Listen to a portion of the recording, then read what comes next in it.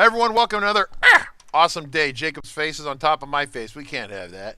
So today is going to be day one of 2 days of FileMaker Server. So we haven't done a lot of these lately. We've been kind of letting Nick run wild, which mostly is okay. But without a good server, it doesn't matter how good your Nick is. It's just going to suck. You need a good server, and then you can nick it to the max. So that's a shirt. Nick it to the max. Oh, let's talk about the upcoming broadcast schedule. So I'm sorry, I have to do the perfunctory moment here. So this is where I say, this broadcast is brought to you by FMTraining.tv, bringing you the best in high-quality FileMaker training and affordable low price. Visit FMTraining.tv today, right? And then you come to FMTraining.tv, you can see the live tab, you can see the upcoming broadcast schedule.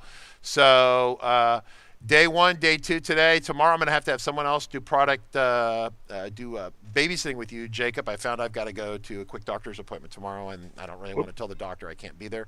So then on Monday, we have a 1 day of Nick trying to reskin a FileMaker solution in 1 hour, your money back. And then Tuesday and Wednesday are interesting development days. It's about painting yourself into a corner with FileMaker. These are there's a lot of this, but we've had several people talk about flat files and how they get stuck, and then they demand that FileMaker solves all their problems with a single table with a single flat construction, and then they get mad when you tell them that it doesn't work that way. So anyway, and then Thursday next week, Jacob will be back with Miles Debsky. They will be digging through April Fool's Day. They'll be digging through the new release 19. So it's 19.2.2.234. Is that what it is? Because I normally care about the 234 part. The 234 is the most important part, right? So. Cool. All right, so that's this. So if you want to support the channel, I really, really recommend that you help us out. Support the channel. The broadcast is free. Check out our on-demand videos, right? So on-demand videos here. You can check them out here. It's a 1-year subscription to all the recorded content where we animate it. So this is kind of like this consciousness of live stream where we're taking questions, and it's very dynamic and fluid, and we really never know what's going to happen. For example, Peter Geens has just showed up. He's a little bit late, but we welcome him anyway. He's here. It's awesome. But we never know quite what's going to happen, right? So on the on-demand videos, we record them, then we go back and we look at them, we animate them, we have explosions and things happening, and so it's very clear about what's going on. Where this I can't really animate because that's real time, right? I can't imagine what Ellen might throw at me, and then I have to animate a Python coming out of a server blowing up with Charles Smith's or Christian Smith's plugin. So it's just you can't foresee that. So anyway, so that's what today's about. And then so check out our paid courses. We really appreciate it. So with that said and done, Jacob Taylor. So Jacob, what do you do at RCC, and why should we care? That is such a loaded question. So I run the IT department, as we call it, at RCC. Most of my day-to-day, honestly, is spent doing a couple of things. I build and configure servers for clients. We do upgrades, backups, whatever. People have fires and I have to go save their server and stuff like that. There's also, I do a lot of basically consultation with clients where they'll bring me, they've set up their own FileMaker server on site. Actually, I think that's tomorrow we're going to do that. I'll be meeting with a client where they do all their own servers. They're not interested in having RCC, handle any of that. But what they would like us to do is to show up, check their settings, do all that kind of stuff. Basically make sure that they're kind of covered as far as best practices go, and vet that their internal staff that are doing these server setups are doing them, we'll call it correctly. And so there's a lot of stuff that's kind of around the edges like that, where I'm checking other people's work and stuff like that. So if you guys ever need any of that, either for yourself or for your own business, let me know. That's the kind of stuff I'm here for. So Ellen did a picture of how she does maintenance here on her server. It's a little on Discord. She throws it on the ground and beats the crap out of it with a hammer, literally. Is that Ellen? Is that you? Holy cow. All right. I have concerns about that. That was funny. So usually you drive the cat around on those. Yes, right. No, it's not a droid. It looks like a droid. It's a little Nook. Oh, it's a modem, I bet. Or something, yeah, I bet that's a modem. Yeah, so anyway, so that problem is while you're saying impressive, important, and professional things, the 12-year-olds are throwing memes up behind your back, blowing stuff up. So that's why this is so much fun. So real quick, are we ready to kind of flip to your screen so we can see your awesomeness? Yes. Let me kill the camera and relaunch with a screen share. Okay, and then so there's a couple questions that are popping up already. So once your screen comes up, Dun-dun-dun. what Farkle 5, Yep. which is a really cool call sign for a fighter jet. Farkle 5 is in hot, weapons free. Farkle says, what percentage of, I think he means instances, are you working with? Like 50% Windows, 30% Linux, 20% Mac, question mark, question mark, right? So what are you doing? That's a good question. So basically, currently, I've had one customer ask for Linux FileMaker Server, so I wouldn't even put that in the percent anywhere. Almost everything on Amazon is in Windows, which is the vast majority of our deployed systems currently. The people who are still using Macs are primarily on site. People who are like actually hosting out of their office. Those people are honestly fairly split between Mac and Windows. I don't know if it's 50-50, if it leans one way or the other, but there's a lot more Macs, Mac Minis and stuff like that people are using still.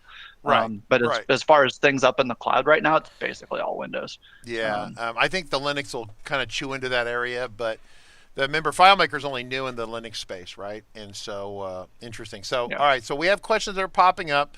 Michael Gravel's fired up a couple questions here. And so do you have a specific agenda, or do we just want to take a couple swing at some of these questions right off the bat? What do you want to do? I think, yeah, we can dive right into the questions. Usually, I'll probably develop a little bit of an agenda for tomorrow in case we run through all the questions today, something like that. But I think for the first day we can mostly just do Q&A. I can show off some stuff too if we need to. Okay, cool. Well, yeah, that's the plan. Server, so. Question number 1, adding RAM to a server from 16 to 32 gigs, will that really help make the apps more responsive for 70 to 100 users? Question mark. Absolutely. Well, okay, back up.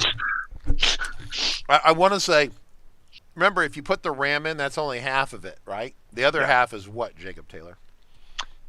Increasing your FileMaker server in-memory cache size to match. And how do you do that? Primarily, you're going to do that on the command line these days, using the FMS admin command line utility. Would you like to show that if you can? Yes, I can absolutely demonstrate that. So, I don't have 16 gigs of RAM in this machine, so I can't demonstrate that, but actually, let me check. Well, just change it to anything, right? Yep. Change it to... we do have 16 gigs of RAM. Nice. All right, so I can't demo 32. That's fine. So if you're going to... all right, very quick background. So RCC's general recommendation, and I got yelled at last time slightly because I said, yeah, you should just always do this. And there's some nuance to it, but generally what you're going to do for most of our customers is you're basically going to take about half of the RAM on the machine and subtract a little bit from it. And so for instance, in this case, this demo machine that we have, it's got 16 gigs of RAM. I didn't yell at you. That was... I think no, that was Nick. That was Nick. Somebody else. Was that Nick Orr at Goya, or someone did that? I think so. Yeah. Yeah, someone was. They were very interested in sitting there with the stats log and doing like analysis of the running application and making sure that your cache sizes really match up with the kind of the true working set of records on the server and that kind of stuff, which is awesome. But if you if you turn your cache up a little too high, as long as it's not too high, it's a problem. Then yeah, this is a good intermediate spot. Most people never get this far along. I mean, the difference, because we had a customer the other day come to us, and they had spent a ton of money. Just go and type that in. People can pay attention to that. They had spent a ton of money on this really nice piece of hardware, and they're like, "Oh my God, this server sucks so bad, and it's so slow." And so Jacob sets up a server for them on the cloud. And we don't want to name who this is. I don't remember who it is, but did the server that you set up on the cloud had less power than what they had? They bought an amazing server. It had it was one of the... It's not new now, but when they bought it a couple of years ago, it was one of the 8 or 10 core Xeons. I think it had 64, 128 gigs of RAM somewhere in there. Right. SSDs, amazing. Just all and the the performance stuff was horrible, right? And this is why the performance was average. Just not terrible, but average for them. They were like, yeah, it's fine. We're okay with it. So I put them up on Amazon, and we put them because they don't actually have that many people in the file at once. And so I was like, well, we'll make a little dicey decision here and maybe put them on an X large. Those machines only have 16 gigs of RAM. It's the same one that we're using for the demo here. And what, 4 cores? Is it 4 cores? I think it's a quad core. Yeah. So 4 cores. So they went from 64 cores to 4 cores, and they went from 128 gigs to 16 gigs. Keep going. Yep. And then what happened? And so they have a billing process that the admin ladies at the head office do, and it usually took long enough, on the order of minutes plural, where they would usually go up and like get a fresh cup of coffee and have a chat, and then come back, and this billing process will be back where they need to interact with it again. And we put it up on Amazon.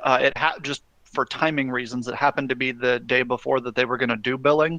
And so we had an excellent, all right, we know that it's going to, it took several minutes previously. We'll see how it works in Amazon. They were expecting it to be worse, actually, and they were basically comfortable with that because of the increased latency between their office and Amazon versus the head office is where the server was. So the billing ladies were in the same office as the server itself. So they run this billing process the day after we put them up on Amazon, and it takes about 35 seconds. And the primary difference is that we had the cache size set correctly, because the records that they were going to go tickle were already there when they went to go hit them, because people were already in the system at that point in the day, logging new customer stuff and dealing with that kind of stuff. As it turns out, their on-site server, while amazing and a testament to the beauty and horsepower of servers, they had never upped the RAM cache on the server at all. So it was set to the default of 512. So it's a very long conversation with Jacob. He tells you all the details, but the short version is that they had 128 gigs, or they had 34 gigs in the case of Michael Gravel, or 32 gigs, but they only use, what's the default config, 512 megabytes? 512 Yep. megabytes. So they never used it. It was the RAM sat there and it literally rotted, and it was never used. And so you can buy all the RAM you want, but if you don't do this little thing right here, it's game over. Well, not game over. It's just going to suck. So yeah, it basically, if your database size, so the kind of easy way to think about it is if your database size, like the FMP12 itself, will, for this kind of statement, I'm going to assume that if you have any container data, it's outside the file somehow. But like your actual record set itself, if that's bigger than 512, you need to increase the RAM. Just very short version. So yes, RAM needs to stay fresh. Use Tupperware. So let's see. You put 7,500. Is this current, right? Do I have this current right here? I've got the, you're at a prompt. Looks like a prompt, administrator prompt. Mm-hmm. Okay. Yep. Okay. All right. Yep, so that takes care of that question. So switching from a Windows server to a Linux one, is there any real performance benefit? Basically, there should be, right? Because Linux theoretically is more efficient. I think that the guy, Wim DeCourt at Soliant, who's an interesting character, did some testing on this, and I think it was anywhere from even money to about a 10% performance improvement. So the recommendation I have, and I put it in the book, I put it in the videos, is that, like, what server should I use? Okay, Jacob, can you switch to your camera real quick? Answer that? Sure. No, I want you to switch to your camera. Okay. So this is Jacob. So you have a person. That's Jacob. That way. Okay. So there he is. The question is you have to interrogate your IT person and find out what they like or what they're comfortable with. And so if Jacob says he only likes Commodore 64s, then you would only be able to run your FileMaker server on a Commodore 64. Since that isn't available, then you'd have a problem. But say Jacob is Mac only. Like, I'm a Mac only guy, right? And so if you said, Richard, build your server, then I would say it has to be on a Mac. So it's not about the best the 10% performance is a throwaway. It's what you have support. When you call some guy or gal at midnight, you call Ellen the Lobster at 2 in the morning and say, Ellen, my server died. Go fix it. What is Ellen comfortable fixing when she's half awake? That's the question. Now, Windows and Linux, there's a big difference in cost of the server. That's a factor. But I think your number one concern should be support and making sure there's someone there to support it, right? Yep. Yeah, that's what I'd say. That's it. So you have to find your person there, and you have to make sure that this person, right, is comfortable. So it's about the IT person, whatever they are, or whoever they are, right? So you go back to your screen. But that's the question. So on AWS Linux, it's cheaper than Windows due to Microsoft licensing. True statement. Yes. That's from Moki. It's a true statement. Christian Schmidt says his sales on server, he sees 50% Windows sales, 40% Mac sales, 10% Linux, right? Once again, I think you'd mentioned that when you were here. And once again, that is because the Linux is just starting to take off. I think eventually it'll be Mac, Windows will be 50%. Now, I don't know. Linux is going to chew into both those numbers. I see people trying to save money going to Linux and saving the cost on especially on a big Windows server. On a little Windows server, it's one thing, but on a big Windows server, it gets kind of pricey.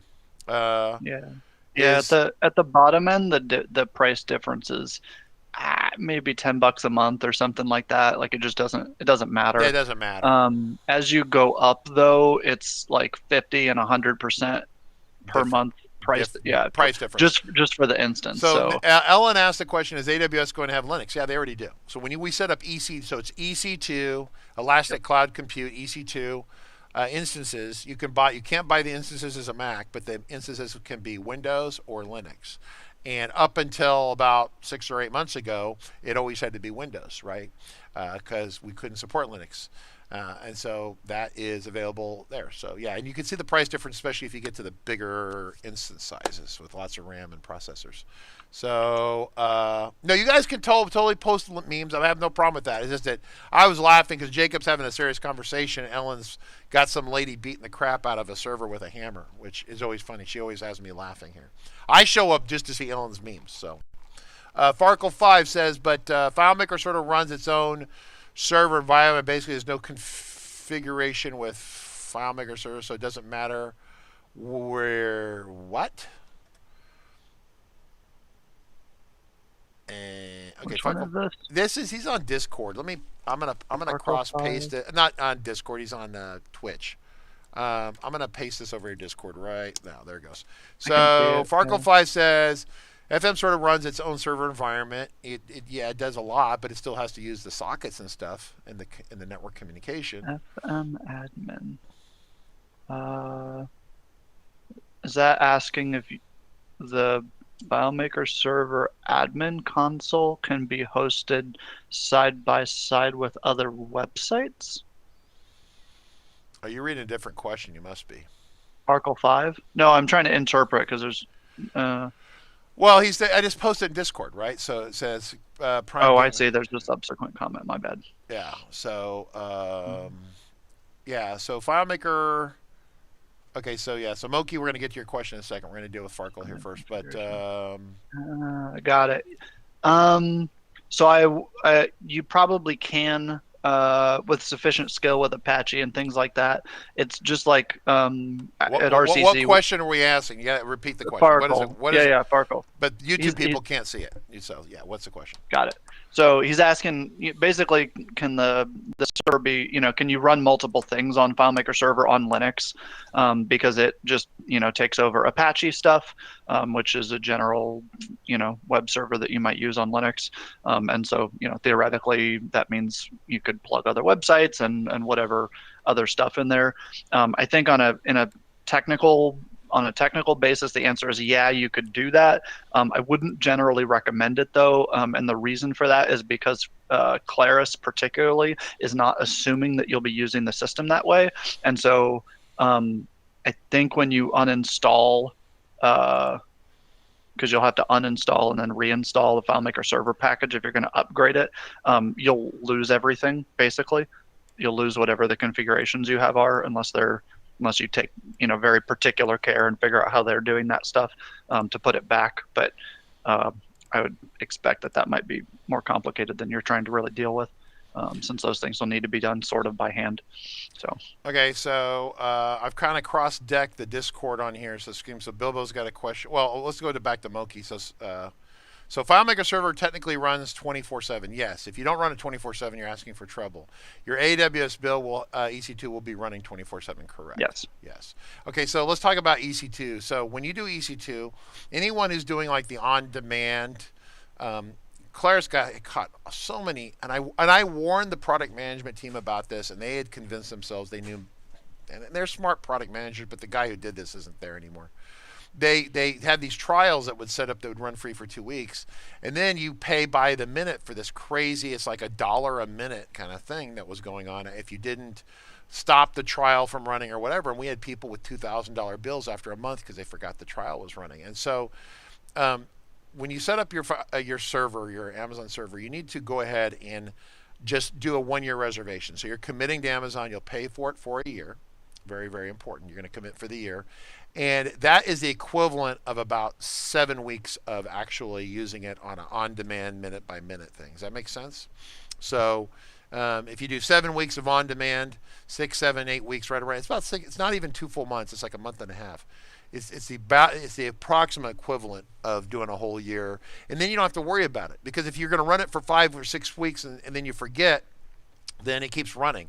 Or you need it more you get to 5 or 6 weeks, you need it some more, then you're losing money because you should have done the 1-year commitment. You can do a 3-year commitment. I try to do 3-year commitments if possible, but 1-year minimum. But if you just do it on demand, you're paying the maximum, just about the maximum price, right? Mm-hmm. Yeah. So lots of questions that are bouncing around. So we took care of. So Moki, what should the cache be set to? The rule of thumb is 50% of the RAM and then a little bit less. I think it's like a gig less or something, or something less. The math that I do is you take whatever the system RAM is. So if it's like 8 gigs, take a gig off, so it'll be 7. Divide that by 2. That's the kind of rule of thumb that we use. Yep. So then Farkle 5, okay, you answered that outside the Apache. Peter Geens, is it a good idea to virtualize FileMaker Server on a VM with other servers as well? Well, if you have the chops to do it, Peter, right? I mean, if you're like the person, like a lot of people here are learning, so if you're going to learn how to do virtual machines and stuff, then yeah, probably not your first good, your first good play at it. But if you're already a super ninja at doing the VM stuff, then maybe that's okay. I just wouldn't make the first pass. I mean, does that make sense? And if you're doing, and I might recommend it in the specific case where you're doing on-site hosting. And the reason for that is everybody knows when you do virtual on-site hosting, like you run your own VMs and stuff in a rack at the office or whatever, you can kind of fake how the system actually looks because everything's virtual. It's the same thing we get to do in Amazon. And so that's useful for certain types of backups that you might want to do. But yeah, if it's your first rodeo, maybe don't try and run the production server. That's the word I want. Your first rodeo. Yeah, don't be the first rodeo person on that, right? So everyone wants to overcomplicate it. So David Angel, I think you can config notifications in AWS to let you know before. Oh, you want to show that? Can you log on to EC2? Or you're already there. Yep. Can you go to that like general control panel, and then we can kind of drive around a little bit? And we could take a look because there's all sorts into of ours, if you want. Yeah, let's go and log into ours. I don't think there's anything super secret in there. It's the part where we have Ellen's credit card in there, but we won't let her know about that. Let's see. So and we're not seeing it yet on your screen. Are you going to bring it over? Yep, that's correct. I'm bringing it. Yep. All right. So what you can do is you can set up a little alerts or alarms and then little charts that pop up, and it's pretty cool. So it was mentioned by David Angel. And that's pretty cool. So we can, but it doesn't have to be billing. It could be on, like one of the things that we were charting was like if you do one of those T2 or T3 instances, they have like these burst credits kind of thing, right? Does that make sense? And so the burst credits allow you to track how many bursty things you have left in your account, right? And if your server's using them up or it's maxed out, we cover that in the videos at great length in our on-demand video course. So, but yeah, you have any alarm set in here or anything like that, Jacob? I mean, you're showing the cost management one. That was kind of cool. Yeah, actually on our main account, no. Because we always have the same fees, and I get emailed a PDF of the bill every month. So Oh, okay, if right. anything runs truly Well, wild, I see it but fairly where are the fast. But alarms at? Can you set all the alarms at? You can set all that's sorts of alarms outside of budget, right? If you go back to that main home, oh, you go to it's the EC2. Don't you go to EC2 and then you do alarms from EC2? Is that where you do it? alarms. Yeah, you can do CloudWatch. Yeah, there CloudWatch you alarm. go. Yeah, yeah, Yep. yeah. So CloudWatch can watch all sorts of stuff. Amazon's got really great little naming things. So you can do a billing alarm, insufficient data, whatever. They're Hmm. ones that we already have. But you Yeah. could check a band. There's like yeah. So there's CPU credit. Yeah, CPU credits, right? So these are the Hmm. this is DBW Yeah, four. this is the demo one that I set up just so that we get an automatic. So for people who don't know, DBW4 is the server that pays everybody, and so if it gets under, I just picked a number, 200 credits or something like that, Mm-hmm. uh, it starts screaming bloody murder and lets everybody know that there's a problem, The current because what is the current the server balance should right? never get under What is the current balance right now? Or is it that 2300 really? So we never burst max. very much. So that must be the max that server allows you to That's have. our cap. Yeah. Yeah. So what it does is that for every second or 5 seconds or 10 seconds, you get a credit. But if your server, you start like really chewing on the processor, then it will burn those up, and you'll see this. The chart will go. If no one's using it, the chart kind of slowly goes up like this, and then if you start really hammering, the server goes, and when it hits the low end threshold, whatever that number is, the server then reverts. You don't get those extra CPUs. It reverts to 20% basically of its theoretical maximum power.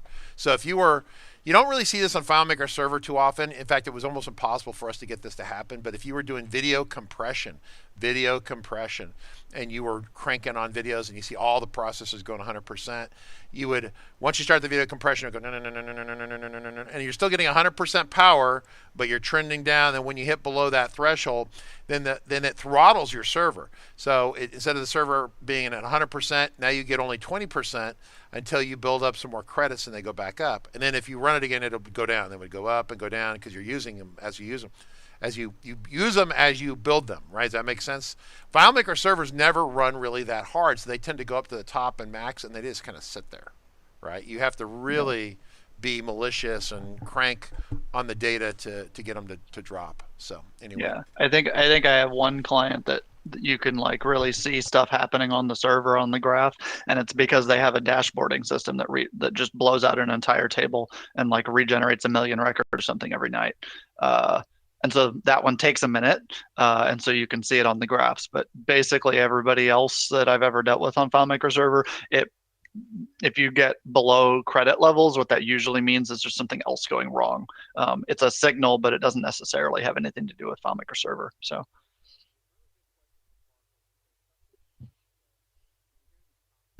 I think Richard is muted again. Sorry, there we go. Thank you. So Farkles is saying the internet is slow. Internet's slow. So if someone says this, I mean, I'm interpolating what would come over here, right? So basically, someone says, "Oh, the internet's slow. FileMaker sucks. We want something better than FileMaker." And so the question is, as a developer, how do you determine what is slow? Okay. So let me just simply say that as a general rule, 90% of whatever you're going to do, any speed issues are going to come from your code design side of things, right? Lean design, proper design, the performance videos that are in our paid course. We have all those performance videos that are in our on-demand section.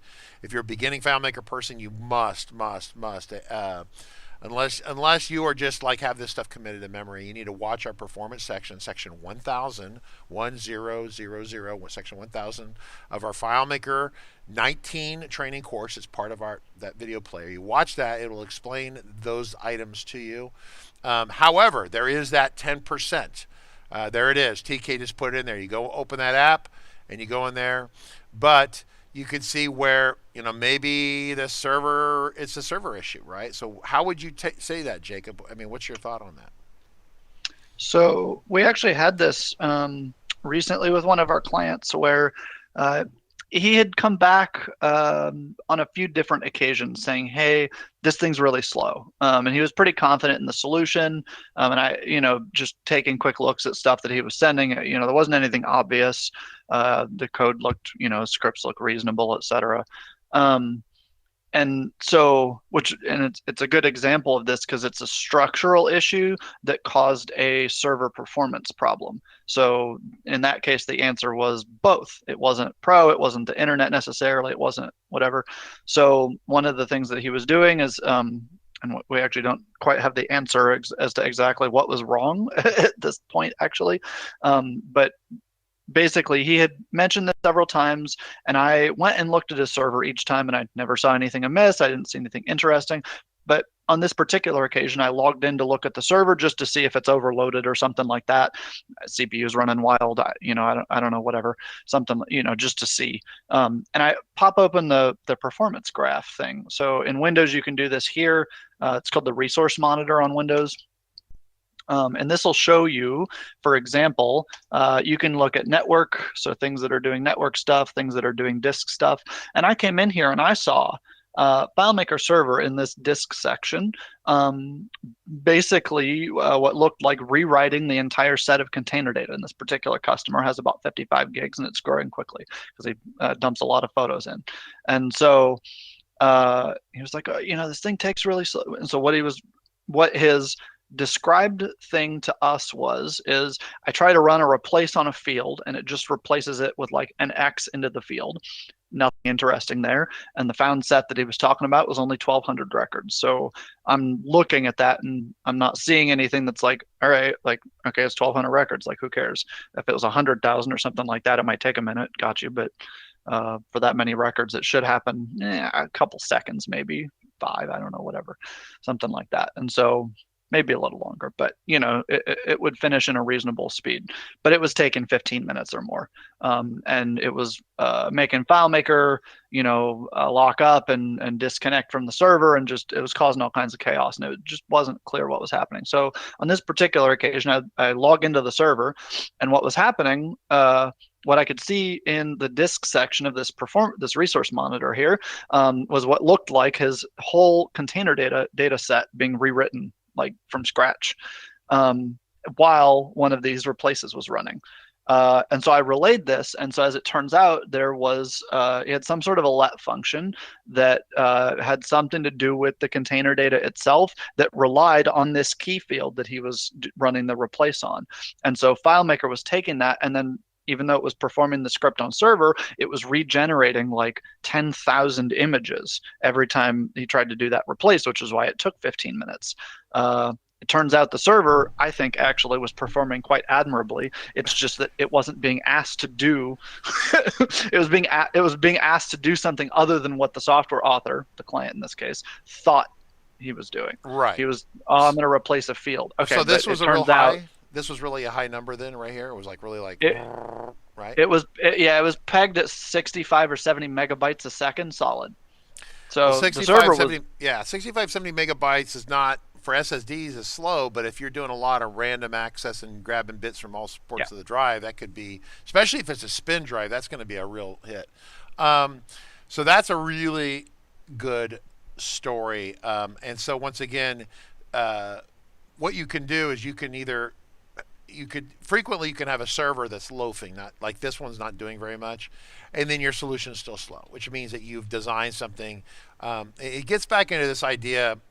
This is kind of a really important idea. I'm going to just talk about it briefly here if I can find my face here real quick. So I'm going to bring myself over here real quick so I can wave my hand. So we run into these issues. There's a terminology that the FileMaker community has kind of dodged around and not really thought about too much, but really with the proliferation of caching, etc., caching has started with 15, started getting really good, and now people end up mostly caching the entire solution on their local computer.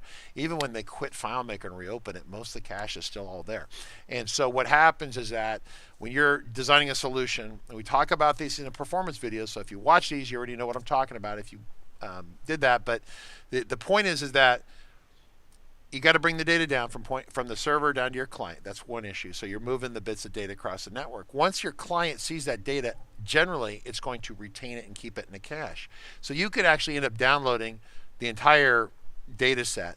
It's invisible. You can't. There's no manage of this. It's completely automatic, but it's there because you suddenly do some things and it goes faster. Well, you can actually do enough what we call churning of the local data. So say you're doing summaries and sorts and things like that. The data's already come down from the server, so you would not see it over here anywhere. You wouldn't see it, but it's still going slow. Maybe you saw it the first time you did it, but then after that you don't see it anymore because it's locally on your own computer, right? And so the server doesn't send it to you a second time. But you still are trying to sort or process or churning, spinning vigorously a million records or something or whatever you're doing. That can cause a slowdown too. So you've got to look at what's going on. This is helpful to you if you're actively editing records. So in his case, this guy was doing a replace. When you do a replace on a field, it doesn't replace the field. Understand that. It replaces the entire record. So for you to run a replace command, it brings down the entire record, and you have the entire record. You edit the one little bit you're doing the replace on, and then it shoots back the entire record. FileMaker doesn't edit the one little bit of data. It doesn't work that way. It rewrites the entire record. Well, I only changed one field, and I have 500 fields in my system. Guess what? You made one edit, and then it made 499 other rewrites to the server that were not necessary. That's the way it's designed. So you have to think about this as a designer. So this telemetry can be useful. It can also be misleading. So you have to, that's why you come to this training. You talk to people like Christian Schmidt, who's a smart guy, Nick Orr, Nick Hunter, Jacob Taylor. You talk to these people, you start collecting this data and understanding what you're looking at. And so there is a technique where we could maybe cover it tomorrow briefly, well, or I'll cover it next week. Clearing the cache on your local client, clearing it and then rerunning the test. Clearing the test and rerunning the test, and so then you can see if the data is not local, then is it going to get it from the server, and you can see what the server does, as opposed to what you do the second time or the third time or the fourth time, right?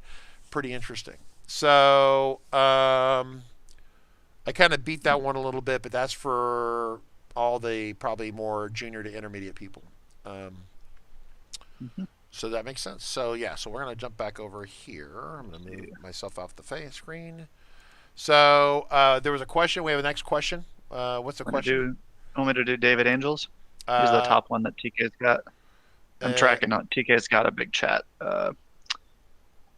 What do you call it? A big chat block. Oh, he's keeping it a block up there. I guess I should just keep that up there. Okay, so yeah, I guess that's what I've been doing.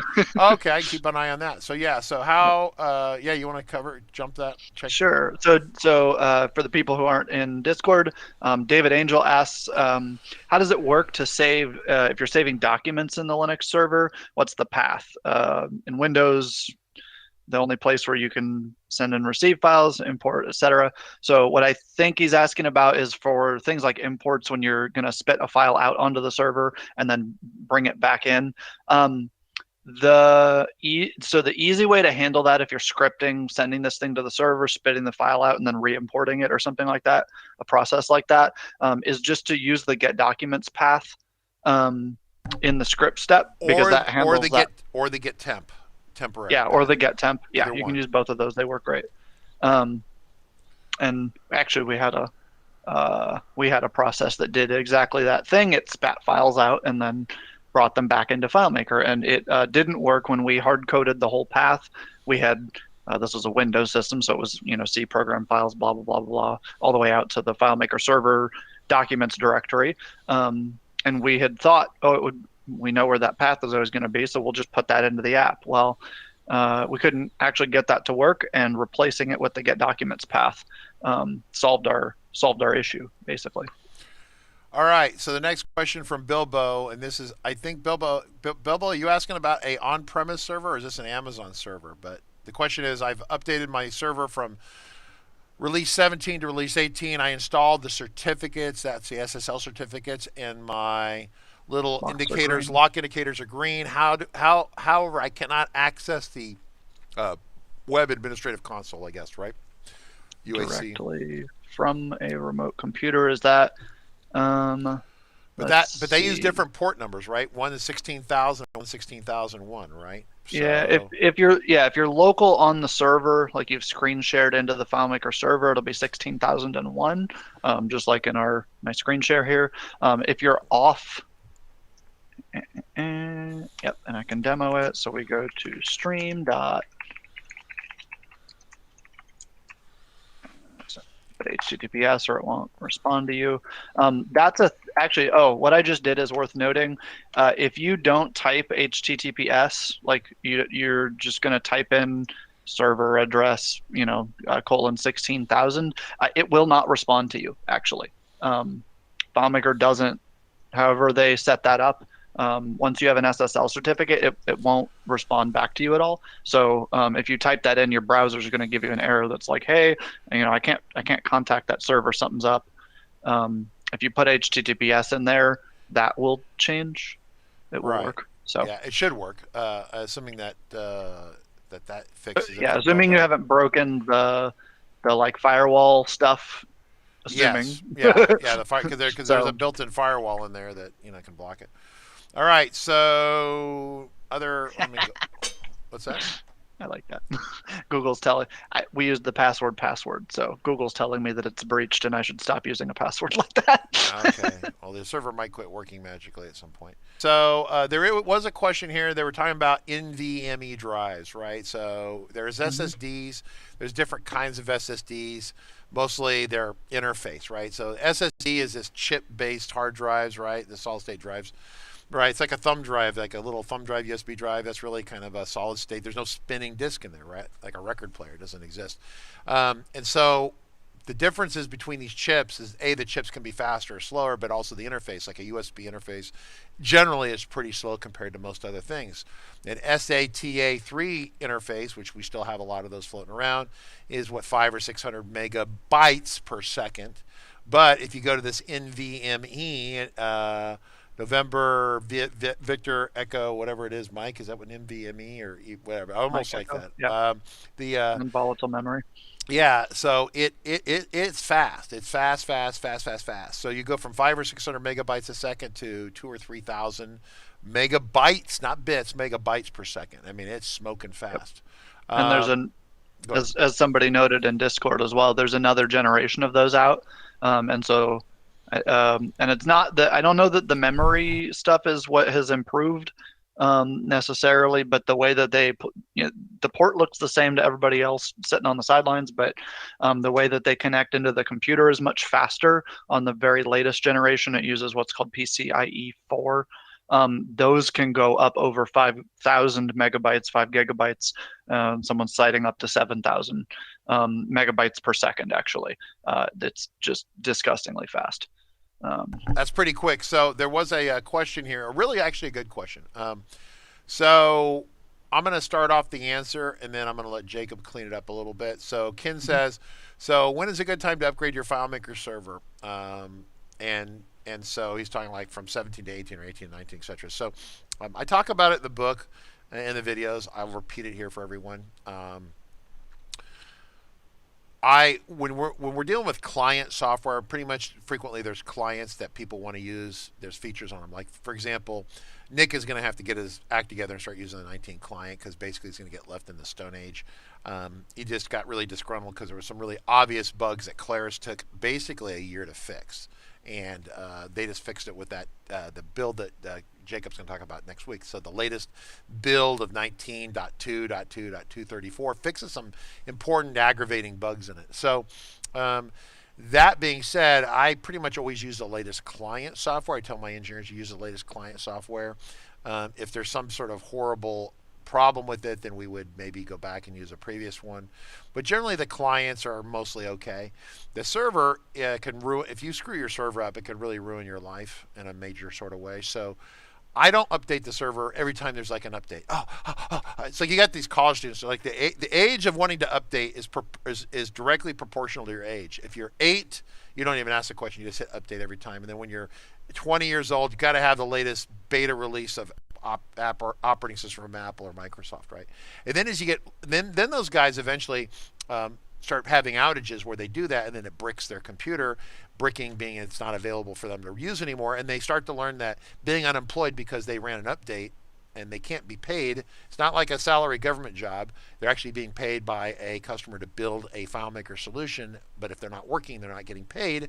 Holy shit, that's a problem. That's why whenever I sit at a development station, and given who I am, my station in life, I have somewhere between 3 and 5 computers surrounding me at all times, so I can always keep working, right? If one of them catches fire, we just throw it on the floor and keep going.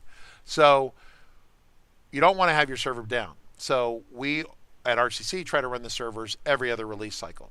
And so we have started rolling out the 19 servers. If you had a 17 server, we would have gone to 19 earlier, probably.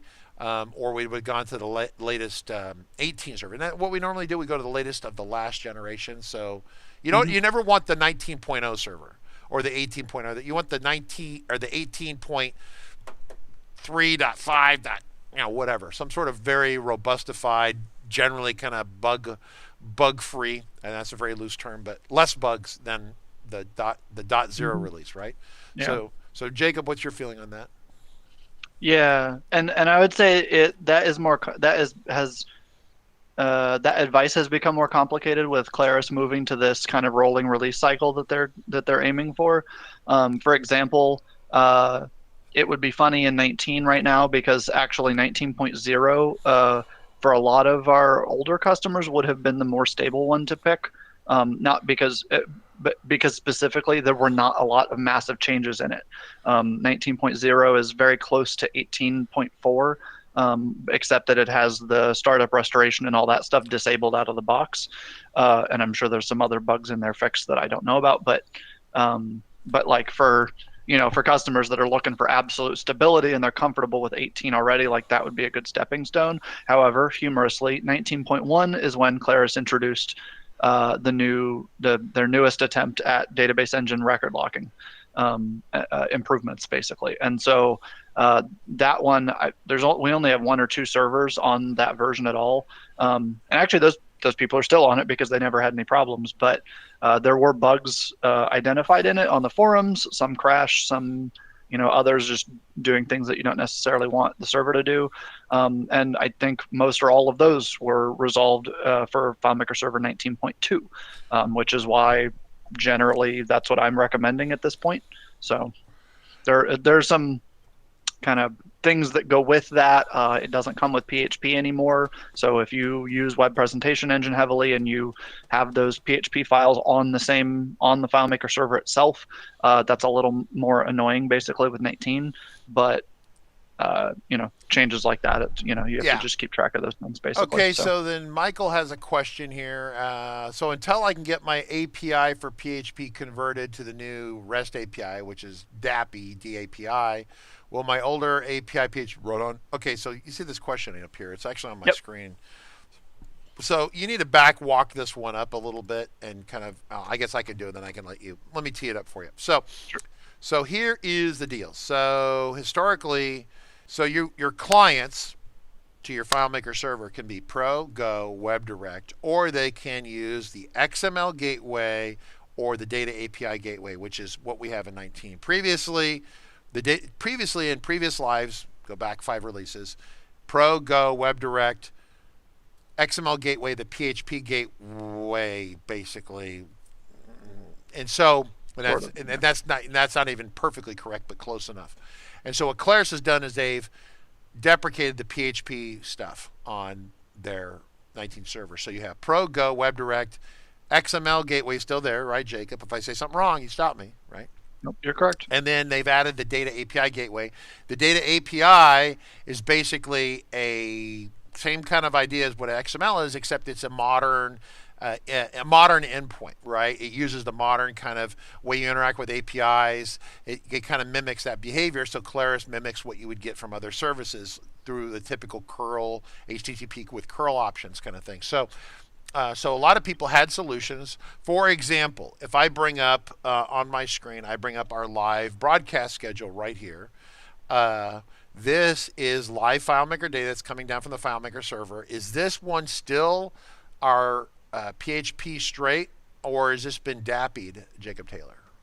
And I'm not picking on you. I'm Let just me asking. look. You are on FM Training Live. Yep. That is still the PHP API, actually. Okay, and so for us to convert this, which we would want to do at some point, right? What would we have to do to get this converted? Basically the code in the page that goes and finds the events needs to be converted over. So lots of people have written, there's a bunch of code out there that uses basically the Claris PHP API library. We actually don't use that anymore, basically. There's a third-party open source whatever one that you can find on GitHub. I will bring the address up so y'all can see it while I'm talking, but yes, that one. So this is the wrapper thing. So you want to... This is a drop-in replacement for the Claris PHP. When you in your code, you do include FileMaker.php. That package can be replaced with this thing. There's a couple changes but it's literally like 2. So there's literally 2 code changes you have to make to your code. This, unlike their library, runs in more modern versions of PHP. And so you can drop this in and you'll get free performance and stuff like that, both out of the library itself and out of the new version of PHP. And then, so if I was going to convert this, our code runs using this library currently, and then we would have to rewrite all of the PHP to go do the find in the server, fetch the records, spit them into the page, whatever, that kind of thing. So what gateway is this using then? Let me just ask that question. This is the XML. So it's the XML gateway. So this continues the XML gateway, which is in 19, correct? Yes, it is. Okay, cool. And then we actually run a separate web server than our FileMaker server, right? Mm-hmm. Yep. Why do we do that? Mostly for performance reasons. Also, I guess in a more practical sense, we have a ton of websites, whereas maybe some of our clients they might run 1 or 2 things on their server, something like that. And so it's all right at that scale to run your whatever it is on your FileMaker server. I don't recommend it 100%, but it's easy to do. It's not, there's no technical issues. There were some challenges though, right? Getting the website with the SSLs and stuff, right? Wasn't there an SSL challenge to that? Yes. Yeah.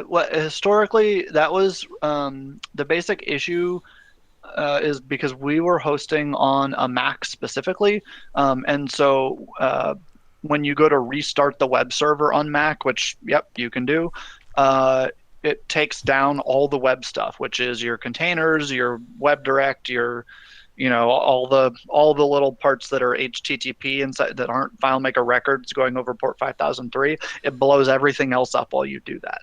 And so if anything fails there, you have none of that now, and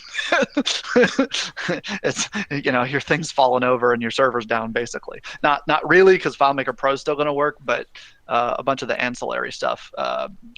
Again, containers is the big one that people are going to notice. Would just be down and off, and WebDirect if you use that. So. Yep. So, but we run 2 separate servers. I guess you could consolidate it onto a single server. Mark Johnson says I've used the one Jacob Taylor did a video, my FileMaker. Yep. Yeah. So let me just pop this up over here. So for those of you wondering about, we're not really doing. Okay, cool. We're not really doing this conversation super great justice. Didn't it a deploy course? Probably it'd be in the server course, wouldn't it? Probably. We'd have moved it there. Deploy on FileMaker Server Enterprise. Are you thinking the PHP overview thing? Yeah, the PHP overview stuff. That's actually in the general course. Really? Yeah, I don't believe it's in deploy. Reorganize that. So maybe to remove it. I need to move it over. So integration, advanced integration, PHP and REST certification. Yeah, so it's probably in here. So let's see. OAuth, PayPal, shorter PayPal. Introduction to newbie. That's API basics of there. Yeah, we've done a couple ones, like a teardown of a conversion, I think. Learn how custom can interact and extend with your FileMaker process. Publishing. Is this one here? Oh yeah. So here, this is one of yours here, I think. Right. I'm pretty sure this is you talking here. Number 1. Yeah. Or because I might recognize be introing it or something. Yeah, I might have been introing it. I'm pretty sure this was you doing this stuff, right? Wasn't this you doing this? All right, maybe not. So there we go. So you're in here somewhere, because we started talking about moving from PHP 5 to PHP 7. I guarantee. Oh, and that one was me. Yeah, that one should be me. Maybe we did it together. We're talking about, but yeah, there's a lot of this that's in here. Overview of moving from PHP, technical walkthrough the PHP gateway, right? So I guarantee I did not do the technical walkthrough of this. No, I wanted there to. You are. There also, you're talking. I can hear you talking. So this is your stuff. Yeah. So yeah, there's my Sublime. No, I was going to say for M. Johnson, just to finish out his question, because it's a good one, he's asking about moving everything over. So the reason I wanted to mention the Aramoy is because if you have in-place code that you're not ready to rewrite with the data API, that just drop that in and you can at least modernize it without actually doing a total rewrite. But he said in a subsequent comment he's working on the data API, which is great.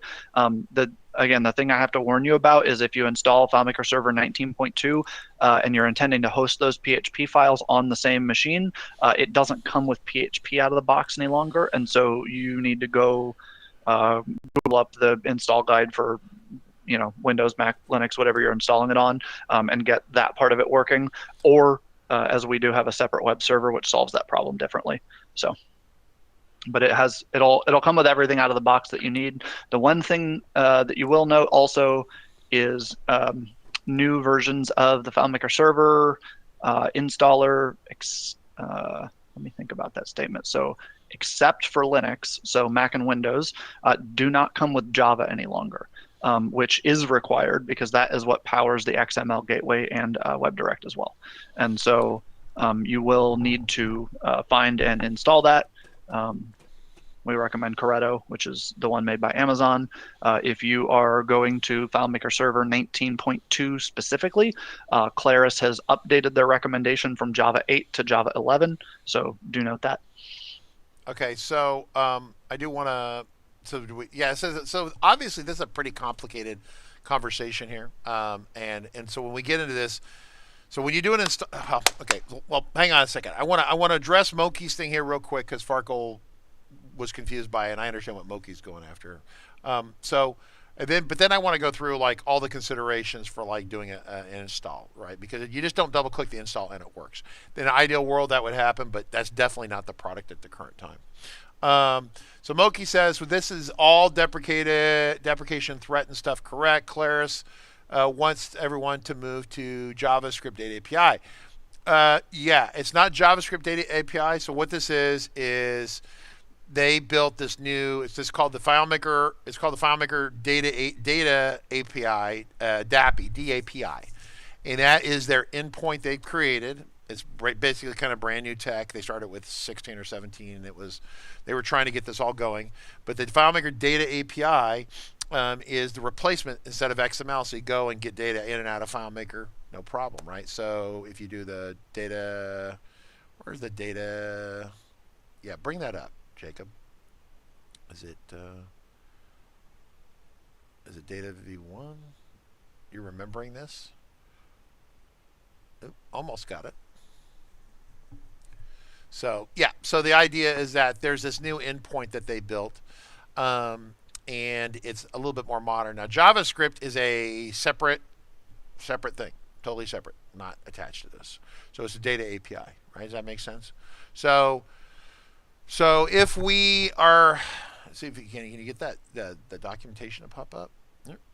Oh, well, there's that. Would it be? There you go. Admin data there. Yeah, that one. All right, here you go. So this is the data API. So this is the built-in instructions that are part of the server, right? And so you hit. Yeah, there we go. And so this explains kind of what's going on here. This is the current shipping version of this, right? Is this for 19 right here? Or is this 18? It is. No, it's 19. Okay, great. So pretty cool. So that's what this is right here. It basically is how they want you to connect public-facing web pages. They want you to do it with this, right? Makes sense. So there are ways of doing kind of cutting the corner and making it easier, a wrapper application, right? Mm-hmm. Yep, that's what we do. So, who was it in chat? Sorry, M. Johnson did it. So, and he was noting he's using our library, which is awesome. Also, if you have any feedback, please reach out or file a bug on GitHub. Thank you. So one of the reasons that this actually was built, like as you can see here, we forked it from somebody else. Thank you, Listerius. They wrote the original version of this. and we've made a bunch of improvements since. So, but one of the reasons that I went and found this and made the improvements and got it working, and now we use it on customer stuff, and if we have other people using it, that's also awesome. One of the reasons that this was built is because I have a challenging time with this documentation, and it's because some of the examples will just say leave something to be desired. They have all the parameters and this kind of stuff, but like, if you're coming down here and expecting to be able to tell what you're actually going to get in a response and what it's going to look like, it's a little difficult. And so I did this and then wrote a whole ton of documentation that's all over the place. So every single use of every command in this library has examples, so that you can see what the data looks like that you're going to get back and what needs to go in, and whatever, all that kind of stuff. And it's just because I look at stuff like this and I don't know, maybe I'm not that smart or something, and I'm like, all right, cool, that's examples and this is a message and that's cool, but what are we doing? What am I going to do with that stuff? Yeah. What does an error look like that? Those kinds of questions. And so I just said, well, I personally am very familiar with PHP and very comfortable with it. And so, and that's a thing that's widely used in the community. And so I was like, well, we'll do this, and then I'll have, whenever we either need to train other people, new engineers at RCC, whatever, or customer project, hey, I can send people this, and they have excellent documentation of how this thing's supposed to operate. So yeah, I mean, there's an interesting kind of spinning confusion going on over here, and we haven't probably done a really great job of explaining it, but that's because it was one of those deals where you ask how to do something, and there's like 8 or 10 ways of doing it. So there's a conversation. So Kyle said, well, you can have PHP run a curl call that can communicate through the server to DAPI, right? So I guess that would be another way of getting the communication through, right? I hadn't even thought about that, right? Mm-hmm. So if you look at the Discord, there's quite a conversation going here. So we are past our time on this. We're having a lot of fun. But it's a pretty deep topic. This is a much deeper topic than building. Like if we were having a beginning to intermediate conversation with Megan about how to build a custom application, it's going to be a little bit on the hard side to jump to this, right? So Claris is I'm starting to pay now. I don't want to say I'm starting to pay more attention. I guess Claris hopes that we magically read their website. So I was looking for talking points from Claris on their low code, no code, low code kind of conversation, and they don't have a lot on their website, or very much of any, because I wanted to add that to a future release of the book where we talk about that. But basically, the idea of low code, as everyone knows, or maybe you don't know, but you build an app, you just drag and drop, and it works. And then there's low code apps, which is really what we do here a lot. Is we do coding in FileMaker, but the amount of code you do is much less than normal, and you get a lot more bang for the buck with it, right? Low code.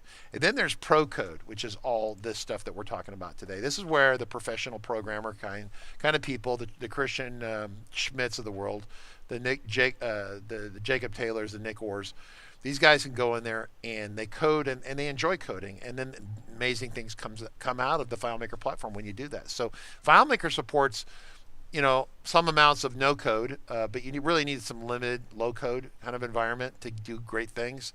And then this is how to really extend it all the way, right? With some serious development chops.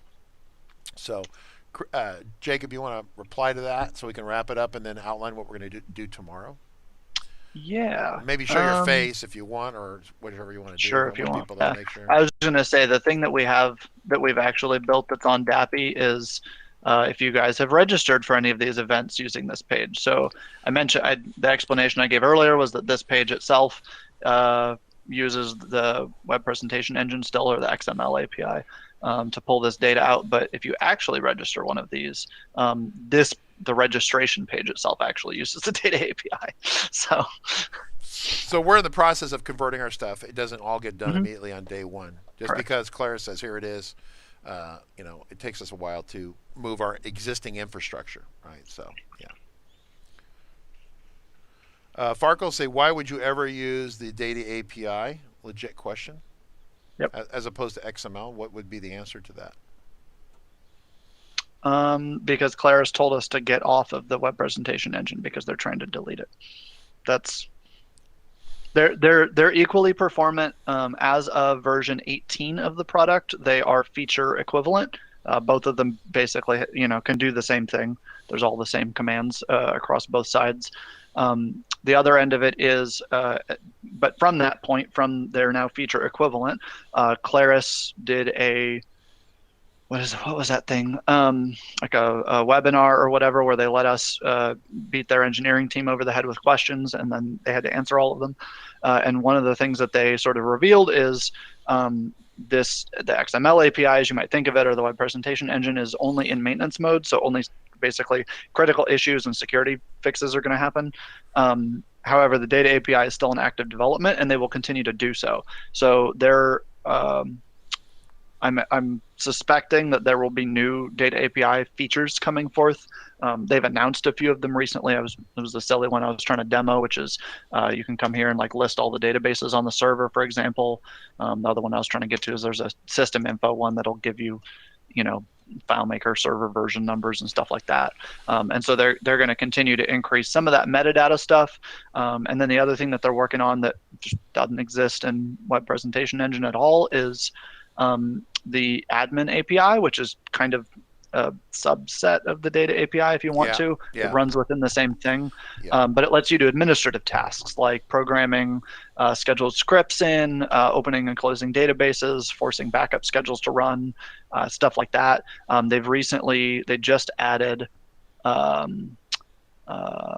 it's a bunch of notes, frankly, but better documentation on how to do database uploads that way. And so you can take your database and chunk it and send it to the admin API, and it will spit that file out onto the server for you and then open it. And so you can do totally automated through the admin API database uploads. And that is not on FileMaker Server yet. That's currently a cloud-specific feature, but there's not, I don't know if, I doubt that would remain that way, but there's not anything preventing that from running on regular FileMaker Server. So. Yep. So we're talking about the two different methods for really communicating with the FileMaker Server to drive essentially public-facing web pages, right? So not web direct, right? People get that confused. So I'm going to wrap it up for today. Jacob, you want to show your smiling face? We love Jacob. Such an awesome guy. We love him. So what are we doing tomorrow? What are you going to do tomorrow? So probably more Q&A, because it sounds like we're not even actually done with today's, which is perfect. And then I'm probably going to figure out a little demo to do. I forget, I feel like we scheduled the split container. That's going to be its own day, which is good. You know what you should do is you should do a day where you do a really basic data API call, right? Like make a call, like add a record or find a record and build it end to end and show everyone. Don't do the XML because really it's deprecated more or less. And so that would be another fun event that we could do something like that. That would be a lot of fun. Yeah. So let me just take a look. So you have FileMaker Container Backup Optimization. That is April 9th. So I don't have anything for the 8th of April. If you want to, how hard would it be for you to do a basic DAPI demo, like insert? Because you have to get the token, go through the authentication. Basically, what if you could tear apart that registration page we have, right? The little registration page. Oh, we could do that. Yeah, I was gonna say I've actually never done it inside of FileMaker, but I'm very comfortable with it in PHP, and I can walk we can ignore the programming language that it's in. I can describe all of that stuff without any issue. So. Well, that would be fun because people would like to see that. Why don't we book that if you guys want to see a teardown on that. You want to do that the day before, so you have two back to back, another Thursday, Friday. We could do that. Could you do that? So it could be super basic. It would be a DAPI walkthrough, right? But are we using, what else do I say? We're using the wrapper for that, or what are we doing for that? The PHP wrapper. Yeah, this will be correct. Using which wrapper? Is it the RCC PHP wrapper? Mm-hmm. Yep. What do I call that? The RCC PHP. I don't know what our official name for it is. Okay, you'll have to find that. I've never given it a cute name. Okay, well, you need to give it a super cute name, so we have super cute stuff. All right, so, yeah, I didn't say it's deprecated. I just said that they're not working on it, so you can extract whatever you want from that meaning. Yeah, they're not anywhere near like actually killing it or deleting it from the product, but they're just trying to express that it's in maintenance mode. They're, I think, honestly cognizant of the fact that there are just many millions of dollars flowing through that code right now, and it would be very dumb of them to actually get rid of that and force yeah, I people mean, to talk go about trying rewrite to all piss that all your stuff. people off. Glad you're here. So tomorrow we'll pick it up, and then we booked another Jacob day. So I'm going to move Jacob up there on that day there, and then this is how we schedule it. It gets submitted. We get the descriptions in. It even goes to Claire, so they have access to that. So we'll pick it up tomorrow. Appreciate everyone. Thank you. Yep. Have a great day, everyone.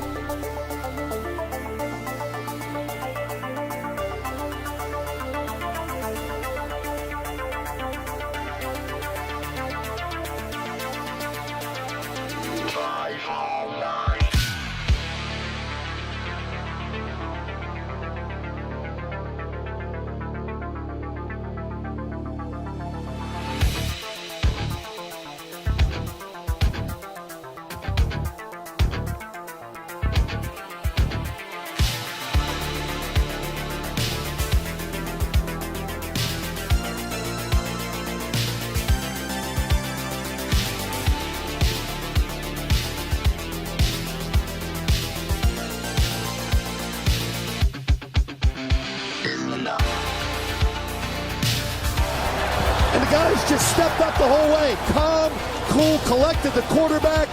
Great read, good patience. More importantly, great job up front protecting this quarterback to give you a chance. And that's all you can ask for. Try to rally down 10. 9:25 to go here in the fourth. Short motion by Amendola from the left. Brady takes the shotgun snap. Stands in, throws it left for Amendola. Reaches up and snacks a high throw and lands inside the 10. Rolling to the 9. Ball slightly behind him, but Danny makes the grab.